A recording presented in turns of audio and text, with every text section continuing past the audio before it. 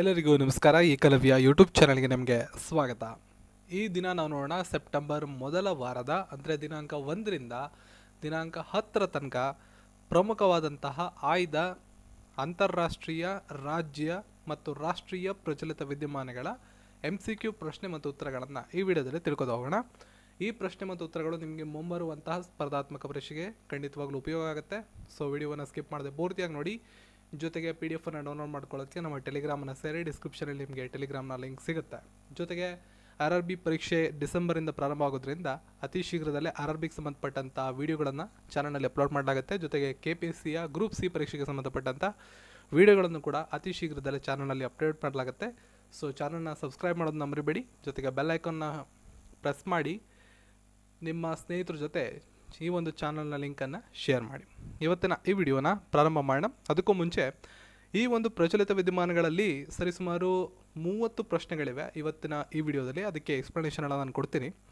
ಇನ್ನು 90 ಪ್ರಶ್ನೆಗಳನ್ನು ಕ್ವಿಜ್ ಮಾದರಿಯಲ್ಲಿ, ಅಪ್ಲಿಕೇಶನ್ ಮಾದರಿಯಲ್ಲಿ ನಿಮಗೆ ಸಮಯವನ್ನು ಕೊಟ್ಟು 45 ನಿಮಿಷ ನಿಮಗೆ ಸಮಯಾವಕಾಶ ಇರುತ್ತೆ 90 ಪ್ರಶ್ನೆಗಳನ್ನು ಅಟೆಂಡ್ ಮಾಡೋದಕ್ಕೆ. ನಿಮಗೇನಾದ್ರು ಆಸಕ್ತಿ ಇದ್ದರೆ ಇನ್ನುಳಿದಂತೆ 90 ಪ್ರಶ್ನೆಗಳನ್ನು ಅಟೆಂಡ್ ಮಾಡಬೇಕು ಅಂತ ಡಿಸ್ಕ್ರಿಪ್ಷನಲ್ಲಿ ನಿಮಗೆ ಫಸ್ಟ್ ಲಿಂಕ್ ಇರುತ್ತೆ, ಅದನ್ನು ಕ್ಲಿಕ್ ಮಾಡಿ ಹೋಗಿ. ಅಲ್ಲಿ ನಿಮಗೆ ಟೆಸ್ಟ್ ಇರ್ತದೆ, ಆನ್ಲೈನ್ ಟೆಸ್ಟ್. 90 ಪ್ರಶ್ನೆಗಳಿರ್ತವೆ, ಯಾವುದೇ ಸೈನ್ ಅಪ್ ಮಾಡೋ ಅವಶ್ಯಕತೆ ಇಲ್ಲ. 90 ಪ್ರಶ್ನೆಗಳು, 45 ನಿಮಿಷ ಕಾಲಾವಕಾಶ ಇರುತ್ತೆ, ಅಟೆಂಡ್ ಮಾಡಿ. ಹಾಗಿದ್ರೆ ಇವತ್ತಿನ ಈ ವಿಡಿಯೋನ ಶುರು ಮಾಡೋಣ. ಪ್ರಶ್ನೆ 1. ಇತ್ತೀಚೆಗೆ ಸುದ್ದಿಯಲ್ಲಿ ಕಂಡುಬಂದಂಥ ಕೌಕಾಜ್ 2020 ಎಂಬ ಮಿಲಿಟರಿ ವ್ಯಾಯಾಮ ಯಾವ ದೇಶವು ಆತಿಥ್ಯವನ್ನು ವಹಿಸುತ್ತದೆ? ಈ ಒಂದು ವ್ಯಾಯಾಮಕ್ಕೆ ಯಾವ ದೇಶ ಆತಿಥ್ಯವನ್ನು ವಹಿಸ್ತದೆ ಅಂತ ಪ್ರಶ್ನೆಯಾಗಿದೆ. ಇತ್ತೀಚೆಗೆ ಸುದ್ದಿಯಲ್ಲಿ ಕಂಡು ಬಂದಿದ್ದಂಥ ಕೌಕಾಜ್ 2020ರ ಮಿಲಿಟರಿ ವ್ಯಾಯಾಮಕ್ಕೆ ಯಾವ ದೇಶ ಆತಿಥ್ಯವನ್ನು ವಹಿಸಲಿದೆ? ಸರಿಯಾದಂಥ ಉತ್ತರ ಆಪ್ಷನ್ 2, ರಷ್ಯಾ ದೇಶ ಆತಿಥ್ಯವನ್ನು ವಹಿಸಲಿದೆ.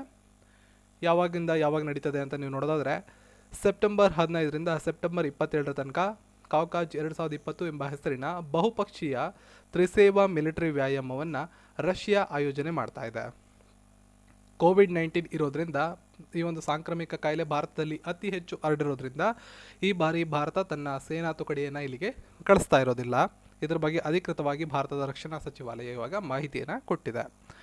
ಈ ಒಂದು ಬಹುಪಕ್ಷೀಯ ವ್ಯಾಯಾಮದಲ್ಲಿ ಭಾರತವನ್ನು ಹೊರತುಪಡಿಸಿ ಭಾರತ ಭಾಗವಹಿಸ್ತಾ ಇಲ್ಲ. ಆದರೂ ಸಹ ಪ್ರಮುಖ ದೇಶಗಳಲ್ಲಿ ಚೀನಾ, ಟರ್ಕಿ, ಇರಾನ್ ತಮ್ಮ ಸದಸ್ಯರನ್ನು ಈ ಒಂದು ವ್ಯಾಯಾಮದಲ್ಲಿ ಭಾಗವಹಿಸುವಂತೆ ತಮ್ಮ ದೇಶಗಳಲ್ಲಿ ಭಾಗವಹಿಸೋದಕ್ಕೆ ಅವರನ್ನು ಕಳಿಸ್ಕೊಡ್ತೀವಿ ಅಂತ ತಿಳಿಸಿದ್ದಾರೆ.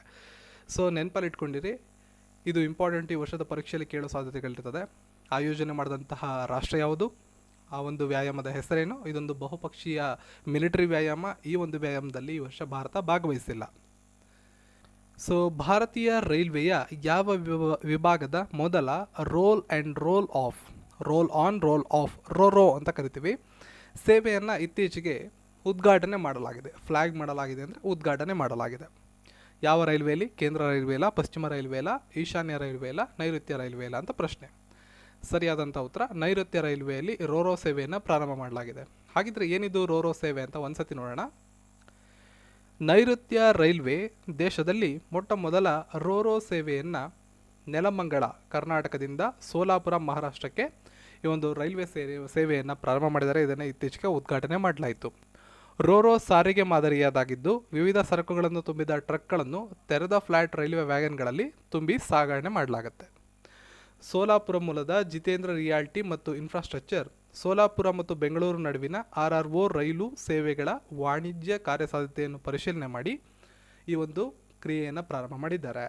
ಇದನ್ನು ರೈಲ್ವೆ ಮಂಡಳಿ 2020ರ ಏಪ್ರಿಲ್ನಲ್ಲಿ ಅಂಗೀಕಾರ ಮಾಡಲಾಗಿತ್ತು. ಇದನ್ನು ಅಧಿಕೃತವಾಗಿ ಇವಾಗ ಬಿಡುಗಡೆ ಮಾಡಲಾಗಿದೆ. ಓಕೆ, ಇದನ್ನು ಕರ್ನಾಟಕದ ಮುಖ್ಯಮಂತ್ರಿಗಳಾದಂಥ BS ಯಡಿಯೂರಪ್ಪನವರು ಉದ್ಘಾಟನೆ ಮಾಡಿದ್ರು. ಇಷ್ಟು ನಿಮಗೆ ಮಾಹಿತಿ ಗೊತ್ತಿರಲಿ. ನೆಕ್ಸ್ಟ್ ನೋಡಿ, ಲಿಗೋ ಎಂಬ ಹೆಸರಿನ AI ಆಧಾರಿತ ಚಾಟ್ ಬಾಟ್ ಸೇವೆಯನ್ನು ಯಾವ ವಿಮಾ ಕಂಪನಿ ಪ್ರಾರಂಭ ಮಾಡಿದೆ? AI ಅಂದರೆ ಆರ್ಟಿಫಿಷಿಯಲ್ ಇಂಟೆಲಿಜೆನ್ಸಿ, ಕೃತಕ ಬುದ್ಧಿಮತ್ತೆ ಅಂತ. ಸೊ ಈ ಕೆಳಗಿನ 4 ಆಯ್ಕೆಗಳಲ್ಲಿ ಯಾವ ಒಂದು ವಿಮಾ ಕಂಪನಿ ಲಿಗೋ ಎಂಬ ಹೆಸರಿನ ಈ ಆರ್ಟಿಫಿಷಿಯಲ್ ಇಂಟೆಲಿಜೆನ್ಸಿ ಆಧಾರಿತ ಚಾಟ್ ಬಾಟನ್ನು ಪ್ರಾರಂಭ ಮಾಡಿದೆ ಅಂತ ಪ್ರಶ್ನೆ. ಸೊ ಪ್ರಶ್ನೆಗೆ ಸರಿಯಾದಂಥ ಉತ್ತರ ಆಪ್ಷನ್ 2, ICICI ಫೈನಾನ್ಷಿಯಲ್ ಬ್ಯಾಂಕ್ ಇದನ್ನು ಪ್ರಾರಂಭ ಮಾಡಿದೆ. ಸೊ ICICI ಲೈಫ್ ಇನ್ಶೂರೆನ್ಸ್ ಇವರೇನು ಮಾಡಿದ್ದಾರೆ, ಗೂಗಲ್ ಅಸಿಸ್ಟೆಂಟ್ನಲ್ಲಿ ಲೀಗೋ ಎಂಬ AI ಚಾಲಿತ ಧ್ವನಿ ಚಾಟ್ ಔಟನ್ನು ಪ್ರಾರಂಭ ಮಾಡಿದ್ದಾರೆ. ಸೊ ಇದೊಂದು ಆರ್ಟಿಫಿಷಿಯಲ್ ಇಂಟೆಲಿಜೆನ್ಸಿ ಹೊಂದಿರತಕ್ಕಂಥ ಒಂದು ಸ್ವಯಂ ಚಾಲಿತ ಧ್ವನಿ ಮುದ್ರಕ, ಒಂದು ಡಾಟ್ ಥರ ಕೆಲಸ ಮಾಡುತ್ತೆ.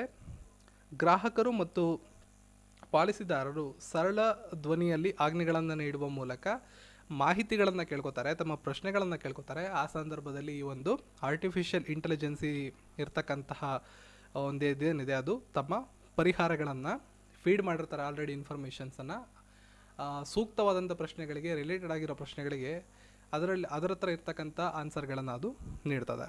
ಸೊ ಕಂಪನಿ ಇತ್ತೀಚೆಗೆ ಈ ಒಂದು ಗ್ರಾಹಕರಿಗೆ ಅನುಕೂಲ ಆಗಲಿ ಅಂತ ಸ್ಮಾರ್ಟ್ಫೋನ್ ಗ್ರಾಹಕರಿಗೆ ಗೂಗಲ್ ಅಸಿಸ್ಟೆಂಟನ್ನು ಸಕ್ರಿಯಗೊಳಿಸ್ಬೋದು. ಸೊ ತನ್ನ ಗ್ರಾಹಕರಿಗೆ ಅನುಕೂಲ ಆಗಲಿ ಅಂತ ಈ ಒಂದು AI ಪ್ರಾರಂಭ ಮಾಡಿದ್ದಾರೆ. ನೆನಪಿಟ್ಕೊಂಡ್ರಿ, ಲೀಗೋ ಅಂತ ಇದರ ಹೆಸರು, ಆರ್ಟಿಫಿಷಿಯಲ್ ಇಂಟೆಲಿಜೆನ್ಸಿ. ಇದನ್ನು ಪ್ರಾರಂಭ ಮಾಡಿರೋದು ICICI ಬ್ಯಾಂಕ್. 4ನೇದು ಬಹಳ important, press trust of India. PIB ಅಂತ ಕರಿತೀವಿ. ಸೊ PIB ಅಲ್ಲ, PTI ಅಂತ ಕರಿತೀವಿ, ಪ್ರೆಸ್ ಟ್ರಸ್ಟ್ ಆಫ್ ಇಂಡಿಯಾ. ಇದರ ನೂತನ ಅಧ್ಯಕ್ಷರಾಗಿ ಯಾರು ಆಯ್ಕೆಯಾಗಿದ್ದಾರೆ? ಇಂಪಾರ್ಟೆಂಟ್ ಪ್ರಶ್ನೆ, ಎಕ್ಸಾಮಲ್ಲಿ ನಿರೀಕ್ಷೆ ಮಾಡಬಹುದು ಮುಂಬರುವ ಪರೀಕ್ಷೆಗಳಲ್ಲಿ ನೀವು. ಇದಕ್ಕೆ ಸರಿಯಾದ ಉತ್ತರ ಅವಿಕ್ ಸರ್ಕಾರ್. ಭಾರತದ ಪ್ರಧಾನ ಸುದ್ದಿ ಸಂಸ್ಥೆ ಅಂತ ಕರಿತೀವಿ PTIನ. ಭಾರತದ ಅತಿ ಮುಖ್ಯ ಪ್ರಧಾನ ಸಂಸ್ಥೆ. ಕೇಂದ್ರ ಸರ್ಕಾರದ ಯಾವುದೇ ಯೋಜನೆಗಳಿದ್ರು ನೀವು ಈ ಒಂದು ವೆಬ್ಸೈಟ್ನಲ್ಲಿ ಹೋಗಿ ನೋಡ್ಕೋಬೋದು. ಯಾವುದೇ ಇಲಾಖೆಗಳಲ್ಲೂ ಕೇಂದ್ರ ಸರ್ಕಾರದ ಇಲಾಖೆಗಳೇನಿರ್ತವೆ ಆ ಇಲಾಖೆಗಳಲ್ಲಿ ಯಾವ್ಯಾವ ಇಲಾಖೆಯಲ್ಲಿ ಏನೇನು ಕೆಲಸ ನಡೀತಾ ಇದೆ ಅಂತ ಈ ಒಂದು ವೆಬ್ಸೈಟಲ್ಲಿ ಹೋಗಿ ನೋಡ್ಕೋಬೋದು. PIB ವೆಬ್ಸೈಟ್ಗೆ ಹೋದರೆ ಬೆಂಗಳೂರದು ಕೂಡ ನಿಮ್ಗೆ ಸಿಗುತ್ತೆ. ಬೆಂಗಳೂರು, ಮುಂಬೈ, ಚೆನ್ನೈ ಹೀಗೆ ಭಿನ್ನವಾದಂತಹ ಪ್ರಾದೇಶಿಕ ಭಾಷೆಗಳಲ್ಲೂ ಅವೈಲೇಬಲ್ ಇರ್ತದೆ. PIB ವೆಬ್ಸೈಟ್ಗೆ ಹೋಗಿ ಬೆಂಗಳೂರನ್ನ ನೀವು ಆಯ್ಕೆ ಮಾಡಿಕೊಂಡ್ರೆ ಕನ್ನಡದಲ್ಲೂ ಕೂಡ ನಿಮಗೆ ಮಾಹಿತಿ ಸಿಗುತ್ತೆ. ನೀವು ಅದನ್ನು ಒಂದ್ಸಲ ಹೋಗಿ ಚೆಕ್ ಮಾಡ್ಬೋದು. ಇದೊಂದು ಭಾರತದ ಪ್ರಧಾನ ಸುದ್ದಿ ಸಂಸ್ಥೆ. ಪ್ರೆಸ್ ಟ್ರಸ್ಟ್ ಆಫ್ ಇಂಡಿಯಾದ ಮುಂದಿನ ಅಧ್ಯಕ್ಷರಾಗಿ ಆನಂದ್ ಬಜಾರ್ ಗ್ರೂಪ್ ಆಫ್ ಪಬ್ಲಿಕೇಶನ್ಸ್ನ ಉಪಾಧ್ಯಕ್ಷರಾದಂತಹ ಅಮಿತ್ ಸರ್ಕಾರ್ ಅವ್ರನ್ನ ಆಯ್ಕೆ ಮಾಡಲಾಗಿದೆ. ಆನಂದ್ ಬಜಾರ್ ಗ್ರೂಪ್ ಆಫ್ ಪಬ್ಲಿಕೇಶನ್ಸ್ನ ಉಪಾಧ್ಯಕ್ಷರು ಆಲ್ರೆಡಿ ಆ ಹುದ್ದೆಯಲ್ಲಿದ್ದಂಥವರು, ಅವರನ್ನು ಅಧ್ಯಕ್ಷರನ್ನಾಗಿ ಆಯ್ಕೆ ಮಾಡಲಾಗಿದೆ. ಸೊ ಇವರು ವಿಜಯ್ ಕುಮಾರ್ ಚೋಪ್ರಾ ಅವರ ಸ್ಥಾನಕ್ಕೆ ಬರಲಿದ್ದಾರೆ. ಬಂಗಾಳಿ ಭಾಷೆಯ ದಿನಪತ್ರಿಕೆಯಾದಂಥ ಆನಂದ್ ಬಜಾರ್ ಪತ್ರ ಮತ್ತು ಇಂಗ್ಲಿಷ್ ಭಾಷೆಯ ದಿ ಟೆಲಿಗ್ರಾಫ್ನ ಸಂಪಾದಕರಾಗಿ ಕೆಲಸ ಮಾಡಿದಂಥ ಅನುಭವವನ್ನು ಹೊಂದಿದ್ದಾರೆ. ಸೊ ಇದಿಷ್ಟು ನಿಮಗೆ ಗೊತ್ತಿರಲಿ. ನೆಕ್ಸ್ಟ್ ನೋಡಿ, COVID-19 ಕಾರಣದಿಂದಾಗಿ 25 ರೀತಿಯ ಆರೋಗ್ಯ ಸೇವೆಗಳಲ್ಲಿ ಅರ್ಧದಷ್ಟು ಅಡ್ಡಿಪಡಿಸಲಾಗಿದೆ ಎಂದು ಇತ್ತೀಚೆಗೆ ಯಾವ ಸಂಸ್ಥೆ ಸಮೀಕ್ಷೆಯ ಮೂಲಕ ತಿಳಿಸಿರುತ್ತದೆ? ಸೊ COVID-19 ಉಂಟಾಗಿರೋ ಕಾರಣದಿಂದ 25% ಆರೋಗ್ಯ ಸೇವೆಗಳು ಕುಂಠಿತ ಆಗಿದೆ ಅಂತ ಯಾವ ಒಂದು ಸಂಸ್ಥೆ ಸಮೀಕ್ಷೆ ಮೂಲಕ ತಿಳಿಸಿದೆ ಅಂತ ಮುಂದಿನ ಪ್ರಶ್ನೆ ಇರೋದು. ಸೊ ಪ್ರಶ್ನೆಗೆ ಸರಿಯಾದಂಥ ಉತ್ತರ WHO, ವರ್ಲ್ಡ್ ಹೆಲ್ತ್ ಆರ್ಗನೈಸೇಷನ್. ವಿಶ್ವ ಆರೋಗ್ಯ ಸಂಸ್ಥೆ ನಡೆಸಿದಂಥ ಒಂದು ಸಮೀಕ್ಷೆ ಪ್ರಕಾರ COVID-19 ಪ್ರಾರಂಭ ಆದಮೇಲೆ, ಈ ಒಂದು ಸಾಂಕ್ರಾಮಿಕ ಕಾಯಿಲೆ ಬಂದ ಮೇಲೆ ಆರೋಗ್ಯ ಸೇವೆಗಳಲ್ಲಿ 25% ಅಡೆತಡೆಗಳು ಉಂಟಾಗಿದೆ ಅಂತ ತಿಳಿಸಿದ್ದಾರೆ. 7 ವರ್ಷಗಳಲ್ಲಿ ಗ್ರ್ಯಾಂಡ್ ಸ್ಲ್ಯಾಮ್ ಸಿಂಗಲ್ಸ್ ಮುಖ್ಯ ಡ್ರಾ ಪಂದ್ಯವನ್ನು ಗೆದ್ದಂಥ ಮೊದಲ ಭಾರತೀಯ ಯಾರು? ಸೊ ಈ ಪ್ರಶ್ನೆ ತುಂಬ ಇಂಪಾರ್ಟೆಂಟ್, ಎಕ್ಸಾಮಲ್ಲಿ ಕೇಳೋ ಸಾಧ್ಯತೆಗಳಿದೆ. ಯಾಕಂದರೆ ಕಳೆದ 7 ವರ್ಷಗಳಲ್ಲಿ ಗ್ರ್ಯಾಂಡ್ ಸ್ಲ್ಯಾಮ್ ಸಿಂಗಲ್ಸ್ನ ಡ್ರಾ ಪಂದ್ಯವನ್ನು ಗೆದ್ದಂತಹ ಮೊದಲ ಭಾರತೀಯ ಈತ. ಸರಿಯಾದಂಥ ಉತ್ತರ ಆಪ್ಷನ್ 1, ಸುಮಿತ್ ನಗಾಲ್. ಭಾರತೀಯ ಟೆನ್ನಿಸ್ ಆಟಗಾರ ಸುಮಿತ್ ನಗಾಲ್ 7 ವರ್ಷಗಳಲ್ಲಿ ಮೊದಲ ಗ್ರ್ಯಾಂಡ್ ಸ್ಲ್ಯಾಮ್ ಸಿಂಗಲ್ಸ್ ಮುಖ್ಯ ಒಂದು ವಿಭಾಗದಲ್ಲಿ ಡ್ರಾ ಪಂದ್ಯವನ್ನು ಗೆದ್ದಂಥ ಮೊದಲ ಭಾರತೀಯ ಎಂಬ ಹೆಗ್ಗಳಿಕೆಗೆ ಪಾತ್ರರಾಗಿದ್ದಾರೆ. ಪುರುಷರ ಸಿಂಗಲ್ಸ್ನ ಮೊದಲ ಸುತ್ತಿನಲ್ಲಿ ಇವರು ಯುನೈಟೆಡ್ ಸ್ಟೇಟ್ಸ್ನ ಕ್ಲಾನ್ ಅನ್ನೋರನ್ನ ಸೋಲಿಸಿದರು. ಸೊ ಯುರೋಪಿಯನ್ ಇನ್ವೆಸ್ಟ್ಮೆಂಟ್ ಬ್ಯಾಂಕ್ ಯಾವ ಭಾರತೀಯ ನಗರದ ಮೆಟ್ರೋ ಮಾರ್ಗದ ನಿರ್ಮಾಣಕ್ಕಾಗಿ ಸುಮಾರು 650 ಮಿಲಿಯನ್ ಯೂರೋಗಳನ್ನು ಹೂಡಿಕೆ ಮಾಡಲಿದೆ? ಸೊ ಯುರೋಪಿಯನ್ ಇನ್ವೆಸ್ಟ್ಮೆಂಟ್ ಬ್ಯಾಂಕ್ ಅಂತ ನಾವು ಕರಿತೀವಿ. ಈ ಒಂದು ಬ್ಯಾಂಕು ಭಾರತದ ಯಾವ ನಗರದಲ್ಲಿ 650 ಮಿಲಿಯನ್ ಯೂರೋವನ್ನು ಹೂಡಿಕೆ ಮಾಡುತ್ತೆ ಮೆಟ್ರೋ ಕಾಮಗಾರಿಗಾಗಿ ಅಂತ ಪ್ರಶ್ನೆ. ಸರಿಯಾದ ಉತ್ತರ ಆಪ್ಷನ್ 2, ಕಾನ್ಪುರ ಮೊದಲ ಮೆಟ್ರೋ ಸೇವೆಯ ನಿರ್ಮಾಣಕ್ಕಾಗಿ ಈ ಒಂದು 650 ಮಿಲಿಯನ್ ಯೂರೋಗಳನ್ನು ಹೂಡಿಕೆ ಮಾಡುವುದಾಗಿ EIB ಯುರೋಪಿಯನ್ ಇನ್ವೆಸ್ಟ್ಮೆಂಟ್ ಬ್ಯಾಂಕ್ ಇತ್ತೀಚೆಗೆ ತಿಳಿಸಿದೆ. ಭಾರತದಲ್ಲಿ ಇತ್ತೀಚೆಗೆ ವಿಶ್ವದ ಅತಿ ದೊಡ್ಡ ಸೌರ ಮರ ಇದನ್ನು ಅಭಿವೃದ್ಧಿಪಡಿಸಿದಂಥ ಸಂಸ್ಥೆ ಯಾವುದು ಅಂತ ಮುಂದಿನ ಪ್ರಶ್ನೆ. ಇಂಪಾರ್ಟೆಂಟು, ನೆನಪಲ್ಲಿ ಇಟ್ಕೊಂಡಿರಿ. ಯಾಕೆಂದರೆ ಸೌರ ಮರದ ಬಗ್ಗೆ ನಿಮಗೆ ಮುಂಬರೋ ಪರೀಕ್ಷೆಗಳಲ್ಲಿ ಪ್ರಶ್ನೆಗಳನ್ನು ಖಂಡಿತವಾಗ್ಲೂ ಕೇಳ್ತಾರೆ. ಭಾರತದಲ್ಲಿ ಇತ್ತೀಚೆಗೆ ವಿಶ್ವದ ಅತಿ ದೊಡ್ಡ ಸೌರ ಮರವನ್ನು ಅಭಿವೃದ್ಧಿಪಡಿಸಿದಂಥ ಸಂಸ್ಥೆ ಆಪ್ಷನ್ ಬಿ CSIR. CSIR ಅಂದರೆ central mechanical engineering research institute ವಿಶ್ವದ ಅತಿ ದೊಡ್ಡ ಸೌರ ಮರವನ್ನು ಅಭಿವೃದ್ಧಿಪಡಿಸಿದೆ. ಇದನ್ನು ಪಶ್ಚಿಮ ಬಂಗಾಳದ ದುರ್ಗಾಪುರದ CSIR ವಸತಿ ಸಂಕೀರ್ಣದಲ್ಲಿ ಸ್ಥಾಪನೆ ಮಾಡಲಾಗಿದೆ. ಸೊ ಮುಂದೆ ಹೋಗೋಣ. One nation one ration card ಯೋಜನೆಯಲ್ಲಿ ಭಾರತದ 2 ಕೇಂದ್ರಾಡಳಿತ ಪ್ರದೇಶಗಳು ಸೇರಿಕೊಂಡಿವೆ. ಆ 2 ಕೇಂದ್ರಾಡಳಿತ ಪ್ರದೇಶಗಳು ಯಾವುವು? ಒಂದು ದೇಶ ಒಂದು ರೇಷನ್ ಕಾರ್ಡ್ ಅನ್ನೋ ಯೋಜನೆಗೆ ಈ ಕೆಳಕಂಡ ಯಾವ 2 ಕೇಂದ್ರಾಡಳಿತ ಪ್ರದೇಶಗಳು ಸೇರಿವೆ ಅಂತ ಮುಂದಿನ ಪ್ರಶ್ನೆ. ಸರಿಯಾದ ಉತ್ತರ ಲಡಾಖ್ ಮತ್ತು ಲಕ್ಷದ್ವೀಪ ಎರಡೂ ಕೂಡ one nation one ration card ಯೋಜನೆಗೆ ಸೇರಿವೆ. ಇದ್ರ ಬಗ್ಗೆ ಹೆಚ್ಚಿನ ಮಾಹಿತಿ ನೀವು ಪಡ್ಕೋಬೋದು. ಭಾರತದಲ್ಲಿ ಅಪಘಾತ ಮತ್ತು ಆತ್ಮಹತ್ಯೆಗಳಿಂದ ಉಂಟಾದ ಸಾವುಗಳ ಕುರಿತು ವಾರ್ಷಿಕ ವರದಿಯನ್ನು ಯಾವ ಸಂಸ್ಥೆ ಬಿಡುಗಡೆ ಮಾಡುತ್ತದೆ? ತುಂಬ ಇಂಪಾರ್ಟೆಂಟ್ ಆಗಿರೋ ಪ್ರಶ್ನೆ ಇದು. ಎಕ್ಸಾಮಲ್ಲಿ ನಿರೀಕ್ಷೆ ಮಾಡ್ಬೋದು ಈ ಪ್ರಶ್ನೆನ ನೀವು. ಭಾರತದಲ್ಲಿ ಅಪಘಾತ ಮತ್ತು ಆತ್ಮಹತ್ಯೆಗಳಿಂದ ಉಂಟಾದ ಸಾವುಗಳ ಕುರಿತು ವಾರ್ಷಿಕ ವರದಿಯನ್ನು ಯಾವ ಸಂಸ್ಥೆ ಬಿಡುಗಡೆ ಮಾಡಲಿದೆ? ಸೊ ರಾಷ್ಟ್ರೀಯ ಅಪರಾಧ ದಾಖಲೆಗಳ ಬ್ಯೂರೋ ಅಂತ ನಾವು ಕರಿತೀವಿ, NCRB ಅಂತ ನಾವು ಕರಿತೀವಿ. ಇವರು ಈ ಒಂದು ವರದಿಯನ್ನು ಬಿಡುಗಡೆ ಮಾಡ್ತಾರೆ.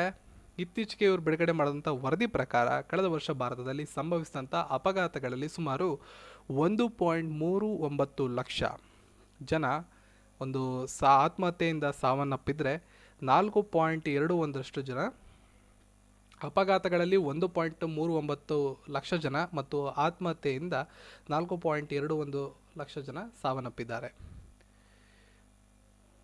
ಇನ್ನು ಟ್ರಾಫಿಕ್ ಅಪಘಾತಗಳು ಆಕಸ್ಮಿಕ ಸಾವುಗಳಿಗೆ ಏಕೈಕ ಅತ್ಯಂತ ದೊಡ್ಡ ಕೊಡುಗೆ ಅಂತ ಈ ಒಂದು ಇದರಲ್ಲಿ ಉಲ್ಲೇಖ ಮಾಡಲಾಗಿದೆ.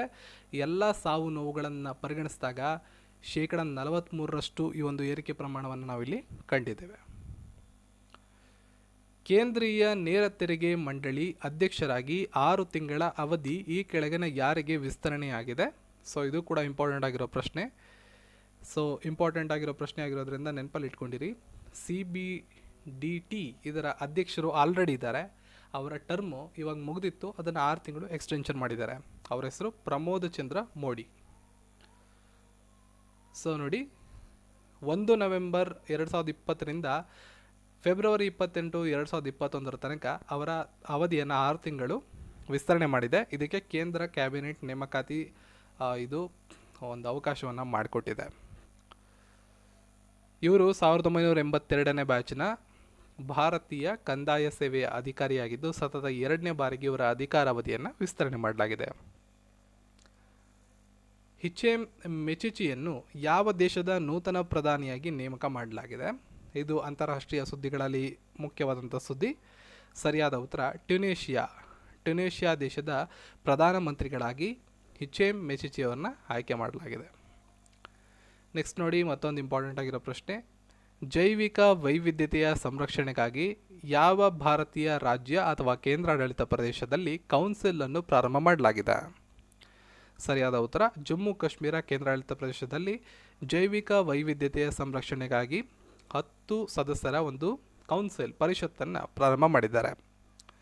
ಜಮ್ಮು ಕಾಶ್ಮೀರ ಜೀವ ವೈವಿಧ್ಯ ಪರಿಷತ್ತಿನ ಹೆಸರಿನ ಹೊಸ ಮಂಡಳಿಯನ್ನು ರಚನೆ ಮಾಡಲಾಗುತ್ತೆ. ಇದಕ್ಕೆ ಪ್ರಧಾನ ಅರಣ್ಯ ಸಂರಕ್ಷಣಾಧಿಕಾರಿಯನ್ನು ಅಧ್ಯಕ್ಷರನ್ನಾಗಿ ಮತ್ತು 5 ಅಧಿಕೃತೇತರ ಸದಸ್ಯರನ್ನು ನೇಮಕ ಮಾಡಲಾಗುತ್ತೆ. ಈ ಕೌನ್ಸಿಲ್ನ ಜಮ್ಮು ಮತ್ತು ಕಾಶ್ಮೀರ ಜೀವ ವೈವಿಧ್ಯ ಮಂಡಳಿ ನಿಧಿ ಎಂಬ ಹೆಸರಿನಲ್ಲಿ ಒಂದು ನಿಧಿಯನ್ನು ಕೂಡ ಪ್ರಾರಂಭ ಮಾಡಲಾಗಿತ್ತು ಅಂತ ತಿಳಿಸಿದ್ದಾರೆ. ಸೊ ಜಾಗತಿಕ ಇನೋವೇಷನ್ ಸೂಚ್ಯಂಕ 2020ರಲ್ಲಿ ಭಾರತದ ಸ್ಥಾನ ಏನು? ಇಂಪಾರ್ಟೆಂಟ್, ವೆರಿ ಇಂಪಾರ್ಟೆಂಟ್ ಪ್ರಶ್ನೆ. ಜಾಗತಿಕ ಇನೋವೇಷನ್ ಸೂಚ್ಯಂಕ 2020ರಲ್ಲಿ ಭಾರತದ ಸ್ಥಾನ 48. ಮುಂಬರುವ ಪರೀಕ್ಷೆಗಳಲ್ಲಿ ನಿಮಗೆ ಕೇಳುವಂಥ ಸಾಧ್ಯತೆಗಳು ಹೆಚ್ಚಿರುತ್ತೆ. ವಿಶ್ವ ಬೌದ್ಧಿಕ ಆಸ್ತಿ ಸಂಸ್ಥೆ, ಕಾರ್ನೆಲ್ ವಿಶ್ವವಿದ್ಯಾಲಯ, INSAD ಬಿಸ್ನೆಸ್ ಸ್ಕೂಲ್ 2020 ಇವರೆಲ್ಲ ಸೇರಿ ಬಿಡುಗಡೆ ಮಾಡಿರ್ತಾರೆ. ಇದನ್ನು ಬಿಡುಗಡೆ ಮಾಡಿದ್ದಾರೆ. ಗ್ಲೋಬಲ್ ಇನೋವೇಷನ್ ಇಂಡೆಕ್ಸ್ ಅಂತ ಕರಿತೀವಿ. Global innovation index. ಇದು ಒಂದು ಇಂಡೆಕ್ಸ್ನಲ್ಲಿ ಸರಿಸುಮಾರು 131 ರಾಷ್ಟ್ರಗಳನ್ನು ಪರಿಗಣಿಸಿದರು. ಅದರಲ್ಲಿ ಭಾರತ 48ನೇ ಸ್ಥಾನವನ್ನು ಪಡ್ಕೊಂಡಿದೆ. ಸೊ ಕಳೆದ ವರ್ಷಕ್ಕೆ ಹೋಲಿಸ್ಕೊಂಡ್ರೆ ಭಾರತ 4 ಸ್ಥಾನಗಳ ಏರಿಕೆಯನ್ನು ಕಂಡಿದ್ದು, ಸ್ವಿಟ್ಜರ್ಲ್ಯಾಂಡ್ ಅಗ್ರಸ್ಥಾನಿಯಾಗಿದ್ದರೆ ಸ್ವೀಡನ್ ಮತ್ತು ಅಮೆರಿಕ 2 ಮತ್ತು 3ನೇ ಸ್ಥಾನದಲ್ಲಿವೆ. ನೋಡಿ, ಈ ಸೂಚ್ಯಾಂಕದ ಬಗ್ಗೆ ಕಂಪಲ್ಸರಿ ನಿಮಗೆ ಎಕ್ಸಾಮಲ್ಲಿ ಪ್ರಶ್ನೆ ಬರೋ ಸಾಧ್ಯತೆ ಇದೆ. ಹಾಗಾಗಿ ಭಾರತದ ಸ್ಥಾನ ಮತ್ತು ಮೊದಲನೇ ಸ್ಥಾನದಲ್ಲಿರ್ತಕ್ಕಂಥ ದೇಶ, 2ನೇ ಸ್ಥಾನ ಮತ್ತು 3ನೇ ಸ್ಥಾನವನ್ನು ನೆನಪಲ್ಲಿಟ್ಕೊಂಡಿರಿ.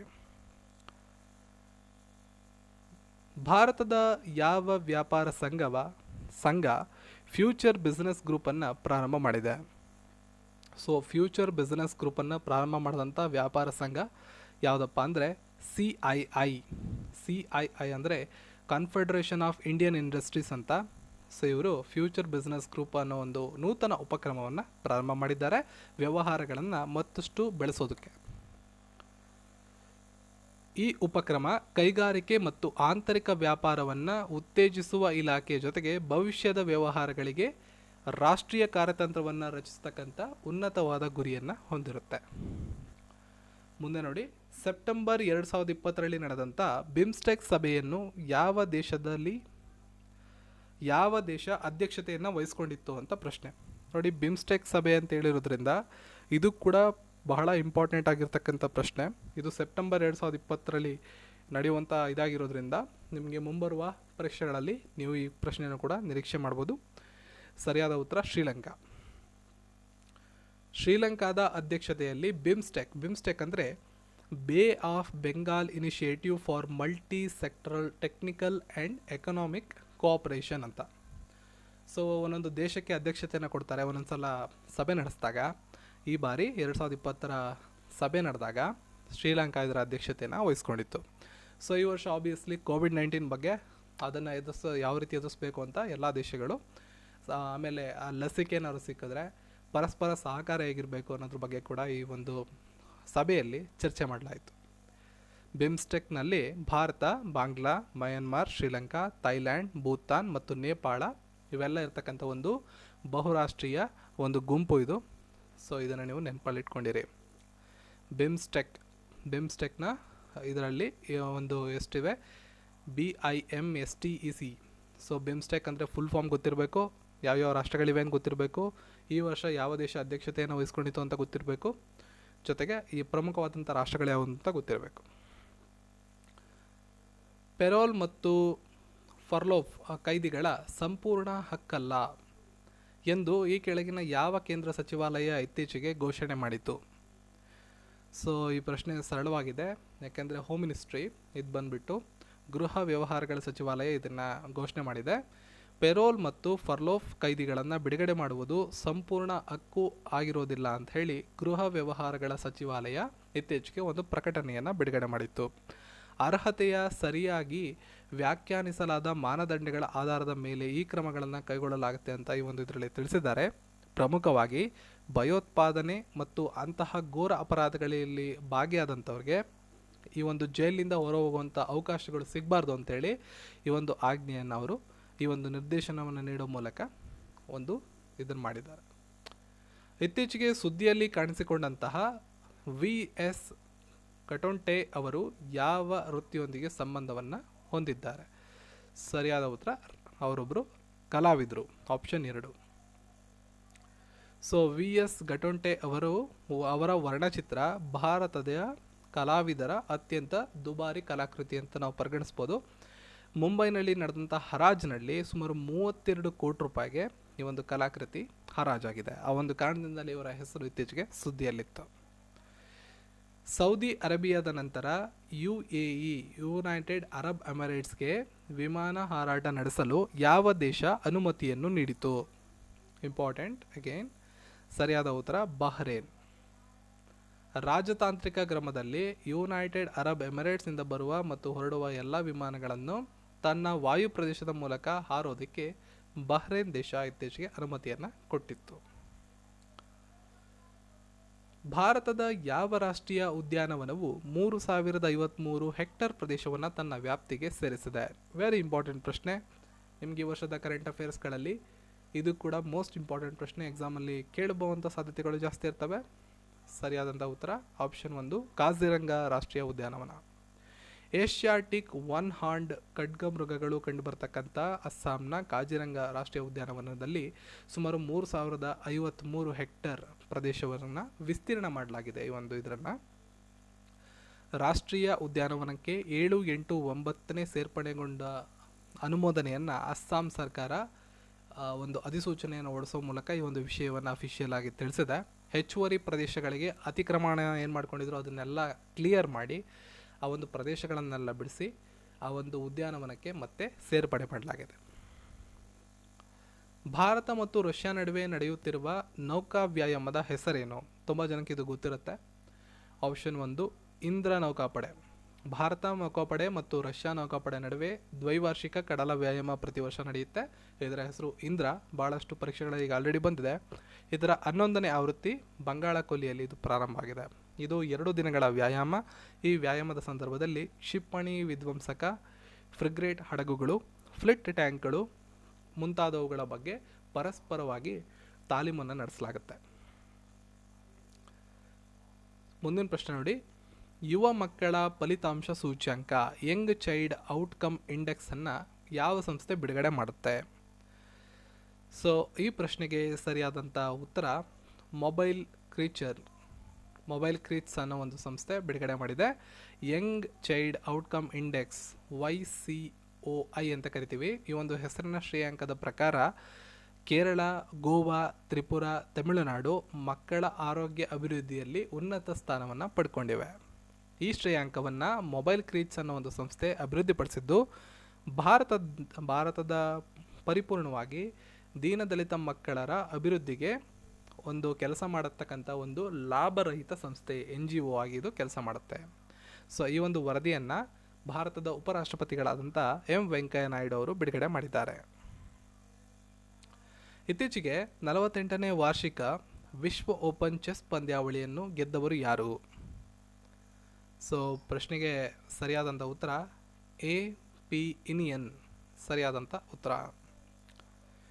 ಕೋವಿಡ್ನಿಂದ ಪ್ರಭಾವಿತರಾದ ಸಾಲಗಳ ಪುನರ್ರಚನೆಗೆ ಸಂಬಂಧಪಟ್ಟಂತೆ ರಿಸರ್ವ್ ಬ್ಯಾಂಕ್ ಆಫ್ ಇಂಡಿಯಾ ರಚಿಸಿದ ಸಮಿತಿಯ ಮುಖ್ಯಸ್ಥರು ಯಾರು? ಇಂಪಾರ್ಟೆಂಟ್ ಪ್ರಶ್ನೆ ಇದು ಕೂಡ. ಇದಕ್ಕೆ ಸರಿಯಾದಂಥ ಉತ್ತರ ಬಂದ್ಬಿಟ್ಟು KV ಕಾಮತ್ ಅವರ ನೇತೃತ್ವದಲ್ಲಿ ರಿಸರ್ವ್ ಬ್ಯಾಂಕ್ ಆಫ್ ಇಂಡಿಯಾ ಒಂದು ಸಮಿತಿಯನ್ನು ನೇಮಕ ಮಾಡುತ್ತೆ.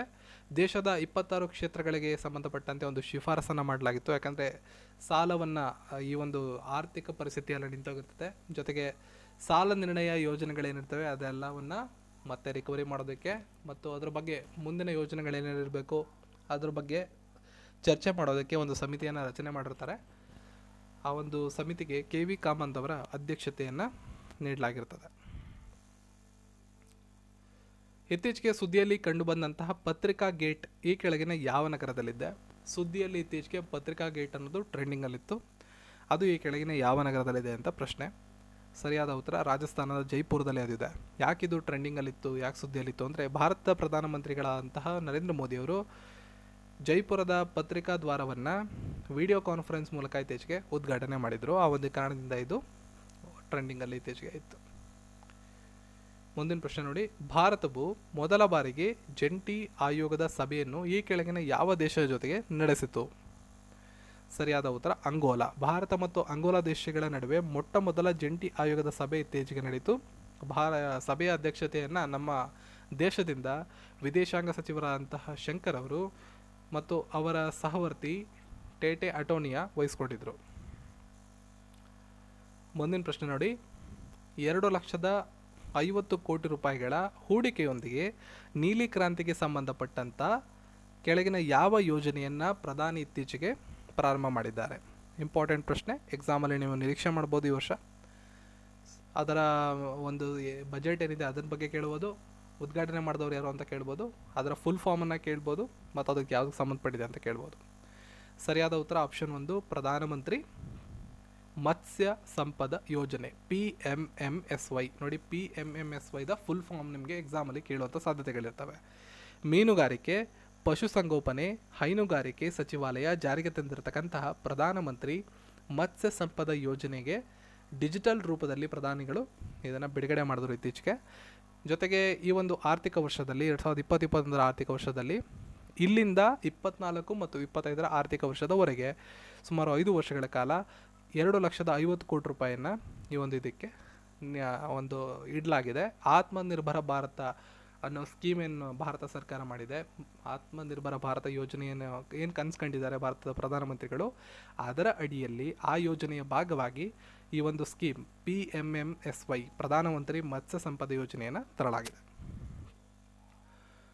ವಲಸೆ ಕಾರ್ಮಿಕರ ಆರೋಗ್ಯಕ್ಕೆ ಸಂಬಂಧಪಟ್ಟಂತೆ ಯಾವ ಸಚಿವಾಲಯ ರಾಜ್ಯಗಳಿಗೆ ಮಾರ್ಗಸೂಚಿಗಳನ್ನು ಇತ್ತೀಚೆಗೆ ಬಿಡುಗಡೆ ಮಾಡಿತು? ಸರಿಯಾದಂಥ ಉತ್ತರ ಕಾರ್ಮಿಕ ಮತ್ತು ಉದ್ಯೋಗ ಸಚಿವಾಲಯ. ಇದು ಕೂಡ ಅಷ್ಟೇ, COVID-19 ಕಾರಣದಿಂದಾಗಿ ಯಾರ್ಯಾರು ಕಾರ್ಮಿಕರು ತಮ್ಮ ರಾಜ್ಯಗಳಿಗೆ ವಲಸೆ ಹೋಗ್ತಿದ್ರು, ವಾಪಸ್ ಮರಳಿ ಬರ್ತಾಯಿದ್ರು, ಅವ್ರಿಗೆ ಸಂಬಂಧಪಟ್ಟಂಗೆ ಕೇಂದ್ರ ಸರ್ಕಾರ ಒಂದು ಮಾರ್ಗಸೂಚಿಗಳನ್ನು ಬಿಡುಗಡೆ ಮಾಡಿತ್ತು. ಯಾವುದಪ್ಪ ಕೇಂದ್ರ ಸರ್ಕಾರದ ಸಚಿವಾಲಯ ಅಂದರೆ ಕಾರ್ಮಿಕ ಮತ್ತು ಉದ್ಯೋಗ ಸಚಿವಾಲಯ. ಮುಂದಿನ ಪ್ರಶ್ನೆ ವೆರಿ ಇಂಪಾರ್ಟೆಂಟ್. ಇತ್ತೀಚೆಗೆ ಸುದ್ದಿಯಲ್ಲಿರುವ EASES ಸುಧಾರಣೆಗಳು ಯಾವ ಕ್ಷೇತ್ರದೊಂದಿಗೆ ಸಂಬಂಧವನ್ನು ಹೊಂದಿದೆ? ನಿಮಗೆ ಕೇಳುವಂಥ ಸಾಧ್ಯತೆಗಳಿರ್ತವೆ. ಫುಲ್ ಫಾರ್ಮನ್ನು ಕೇಳ್ಬೋದು, ಸರಿಯಾಗಿ ನೆನಪಲ್ಲಿ ಇಟ್ಕೊಂಡಿರಿ. ಸೊ ಈ ಒಂದು ಟರ್ಮ್ ಏನಿದೆ ಇದು ಸಂಬಂಧಪಡೋದು ಬ್ಯಾಂಕಿಂಗ್ ಕ್ಷೇತ್ರಕ್ಕೆ. Enhanced access and service excellence ಅಂತ ಇದರ ಫುಲ್ ಫಾರ್ಮ್. ಕೇಂದ್ರದ ಹಣಕಾಸು ಸಚಿವೆಯಾದಂತಹ ನಿರ್ಮಲಾ ಸೀತಾರಾಮನ್ ಅವರು EASE ಬ್ಯಾಂಕಿಂಗ್ ಸುಧಾರಣಾ ಸೂಚ್ಯಂಕ 2.0ನ ಅಡಿಯಲ್ಲಿ ಸಾರ್ವಜನಿಕ ವಲಯದ ಬ್ಯಾಂಕುಗಳ ಅಂದರೆ performance of public sector banks ಅಂತ ಕರಿತೀವಿ, ಆ ಒಂದು ಕಾರ್ಯಕ್ಷಮತೆಯನ್ನು ಬಿಡುಗಡೆ ಮಾಡಿದ್ರು. ಅದನ್ನೇ ನಾವು ಎಸ್ ಅಂತ ಹೇಳಿದ್ರೆ enhanced access and service excellence ಅಂತ ಕರಿತೀವಿ. ಈ ಒಂದು ಪಟ್ಟಿಯಲ್ಲಿ bank of Baroda, state bank of India, oriental bank of commerce ಮೊದಲ 3 ಸ್ಥಾನಗಳನ್ನು ಪಡ್ಕೊಂಡಿವೆ. ಸೊ ಇದನ್ನು ನೀವು ನೆನಪಲ್ಲಿ ಇಟ್ಕೋಬೇಕು, ನಿಮಗೆ ಎಕ್ಸಾಮಲ್ಲಿ ಕೇಳೋ ಸಾಧ್ಯತೆಗಳಿರ್ತವೆ. ಇದರ ಫುಲ್ ಫಾರ್ಮನ್ನು ಯಾವುದಕ್ಕೆ ಸಂಬಂಧಪಟ್ಟಿದೆ, ಯಾವ ಕ್ಷೇತ್ರಕ್ಕೆ ಸಂಬಂಧಪಟ್ಟಿದೆ ಎಲ್ಲವೂ ನಮ್ಗೆ ಎಕ್ಸಾಮಲ್ಲಿ ಕೇಳೋ ಸಾಧ್ಯತೆಗಳಿರ್ತವೆ. ಸೊ ಇಂಪಾರ್ಟೆಂಟ್ ಮತ್ತೊಂದು ಬಹಳ ಇಂಪಾರ್ಟೆಂಟ್ ಆಗಿರೋ ಪ್ರಶ್ನೆ ಅಂದರೆ ನ್ಯಾಷನಲ್ ಸ್ಕೂಲ್ ಆಫ್ ಡ್ರಾಮಾ ಇದರ ನೂತನ ಅಧ್ಯಕ್ಷರಾಗಿ ನೇಮಕಗೊಂಡಂಥವ್ರು ಯಾರು? ಎಲ್ರಿಗೂ ಗೊತ್ತಿರ್ತಿದ್ದು. ಸರಿಯಾದ ಉತ್ತರ ಪರೇಶ್ ರಾವಲ್ ಅವರು ನ್ಯಾಷನಲ್ ಸ್ಕೂಲ್ ಆಫ್ ಡ್ರಾಮಾದ ನೂತನ ಅಧ್ಯಕ್ಷರಾಗಿ ಆಯ್ಕೆಯಾಗಿದ್ದಾರೆ. ಖ್ಯಾತ ಚಲನಚಿತ್ರ ನಟ ಮತ್ತು ಕಲಾವಿದರಾಗಿರ್ತಕ್ಕಂಥ ಪರೇಶ್ ರಾವಲ್ ಅವರನ್ನ ನ್ಯಾಷನಲ್ ಸ್ಕೂಲ್ ಆಫ್ ಡ್ರಾಮಾದ ಅಧ್ಯಕ್ಷರಾಗಿ ನೇಮಕ ಮಾಡಲಾಗಿದೆ. ಇವರಿಗೆ 2014ರಲ್ಲಿ ಪದ್ಮಶ್ರೀ ಪುರಸ್ಕಾರ ಸಿಕ್ಕಿರೋದನ್ನು ಈ ಸಮಯದಲ್ಲಿ ನಾವು ಸ್ಮರಿಸ್ಕೋಬೋದು. ಇನ್ನು ಕೊನೆ ಪ್ರಶ್ನೆ ವೆರಿ ಇಂಪಾರ್ಟೆಂಟ್, ಇದನ್ನು ನೋಡ್ಕೊಳ್ಳಿ. ಈ ಸಲ ಎಕ್ಸಾಮ್ಸಲ್ಲಿ ಕೇಳೋ ಸಾಧ್ಯತೆಗಳು ಹೆಚ್ಚಿದೆ. 2020-21ನೇ ಹಣಕಾಸು ವರ್ಷದಲ್ಲಿ ಭಾರತೀಯ ಸಂಸ್ಥೆಯು 9% ಕುಗ್ಗುತ್ತದೆ, ಅಂದರೆ -9% ಅಂತ ಹೇಳಿ ಯಾವ ಸಂಸ್ಥೆ ರೇಟಿಂಗ್ ಮಾಡಿದೆ ಅಂತ ಪ್ರಶ್ನೆ. ಸರಿಯಾದ ಉತ್ತರ CRISIL ಅಂತ ಹೇಳಿದ್ರೆ credit rating information service of India limited ಅಂತ ಈ ಒಂದು ಸಂಸ್ಥೆ. ಓಕೆ, ಈ ಒಂದು ಸಂಸ್ಥೆ ಈ ಒಂದು ಆರ್ಥಿಕ ವರ್ಷದ 2020-21 ಆರ್ಥಿಕ ವರ್ಷದಲ್ಲಿ COVID-19 ಕಾರಣದಿಂದಾಗಿ ಭಾರತದ ಆರ್ಥಿಕತೆ 9% ಕುಗ್ಗುತ್ತೆ ಅಂತ ತಿಳಿಸಿದೆ. ನೀವು ಇದನ್ನು ನೆನಪಲ್ಲಿ ಇಟ್ಕೊಂಡಿರಬೇಕು. ಕ್ರಿಸೆಲ್ ಅಂತ ಇದರ ಕನ್ನಡದಲ್ಲಿ ನಾವು ಓದಿದ್ರೆ ಕ್ರಿಸೆಲ್ ಅಂತ ಆಗುತ್ತೆ. ಫುಲ್ ಫಾರ್ಮನ್ನು ನೆನಪಲ್ಲಿ ಇಟ್ಕೊಂಡಿರಿ, ಯಾಕಂದರೆ ಎಕ್ಸಾಮ್ಗಳಲ್ಲಿ ಅದನ್ನು ಕೂಡ ನಿಮಗೆ ಕೇಳ್ಬೋದು. ಇದಾಗಿತ್ತು ಸರಿಸುಮಾರು 31 ಪ್ರಶ್ನೆಗಳನ್ನು ನಿಮಗೆ ಇಲ್ಲಿ ಕೊಟ್ಟಿದ್ದೀನಿ. ಇದರಲ್ಲಿ ಆಲ್ಮೋಸ್ಟ್ ಎಲ್ಲ ಪ್ರಶ್ನೆಗಳು ಕೂಡ ನಿಮಗೆ ಇಂಪಾರ್ಟೆಂಟ್ ಇರ್ತವೆ. ಇದರ PDF ಡೌನ್ಲೋಡ್ ಮಾಡಿಕೊಂಡು ಓದ್ಕೊಳ್ಳಿ, ಇನ್ನಷ್ಟು ಮಾಹಿತಿಯನ್ನು ಇದ್ರ ಬಗ್ಗೆ ಸಂಗ್ರಹ ಮಾಡಿ. 90 ಪ್ರಶ್ನೆಗಳು ಉಳಿದಂತೆ ಇವೆ. ಈ ಒಂದು 10 ದಿನಗಳಲ್ಲಿ ಇನ್ನೂ 90 ಪ್ರಶ್ನೆಗಳನ್ನು ನೀವು ಕಾಣ್ಬೋದು. ಅವೆಲ್ಲವನ್ನು ಅಟೆಂಡ್ ಮಾಡೋಂಗಿದೆ. ಟೆಸ್ಟು ಲಿಂಕ್ ನಿಮಗೆ ಡಿಸ್ಕ್ರಿಪ್ಷನ್ ಸಿಗುತ್ತೆ, ಹೋಗಿ ಅಟೆಂಡ್ ಮಾಡಿ. ಈ ವಿಡಿಯೋ ಇಷ್ಟ ಆಗಿದ್ರೆ ಲೈಕ್ ಮಾಡಿ, ಶೇರ್ ಮಾಡಿ, ಚಾನಲ್ನ ಸಬ್ಸ್ಕ್ರೈಬ್ ಮಾಡಿ. ನಿಮ್ಮ ಅನಿಸಿಕೆ ಅಭಿಪ್ರಾಯಗಳನ್ನು ಕಾಮೆಂಟ್ ಸೆಕ್ಷನಲ್ಲಿ ನಂಗೆ ತಿಳಿಸಿ.